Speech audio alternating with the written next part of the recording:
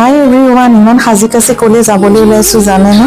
বিয়া এখন আহি আছে ঘৰৰে। সেইকাৰণে কইনা ঘৰৰ পৰা দৰা ঘৰত নিমন্ত্ৰণ দিবলৈ যাবলৈ বুলি ওলাইছো আৰু গৈ পেলাই এয়া পালো দৰা ঘৰত। তাত বহিয়ে যিহেতু শংকৰদেৱৰ তিথি আছিলে, প্ৰসাদ খাবলৈ পালো আৰু প্ৰসাদ খাই মেলি আমি আমাৰ পৰ্বটো আৰম্ভ কৰিলো। তেওঁলোকক সকলোকে বিয়ালৈ বুলি নিমন্ত্ৰণ জনালো। তেওঁলোকৰ উপস্থিতি যাতে বিয়াখন সুকলমে হৈ যায় তাৰে কামনা কৰিলো। তাৰপিছত আমি তাতে বহিলো, তেওঁলোকৰ লগত কথা বতৰা পাতিলো। আংকুল আন্টিজন যে ইমান মৰমীয়াল আৰু ইমান সহজ সৰল আছিলে, সঁচাকৈ ঘৰখন গৈ বৰ ভাল লাগিলে। তাৰপিছত কি হ'ল জানেনে? এয়া খোৱাৰ পৰ্ব। ইমান যে খোৱা উলিয়াইছে তেওঁলোকে, আৰু এয়া আমি খোৱা বোৱা কৰি ঘূৰি আহিবলৈ লৈছো। কিছুমান কথা বতৰা আছিলে বিয়াৰ। তাৰপিছত আমি গুচি আহিলো ঘৰলৈ। বিয়াখন দেখুৱাবলৈ চেষ্টা কৰিম, মোৰ ভিডিঅ'বোৰ চাই থাকিব দেই।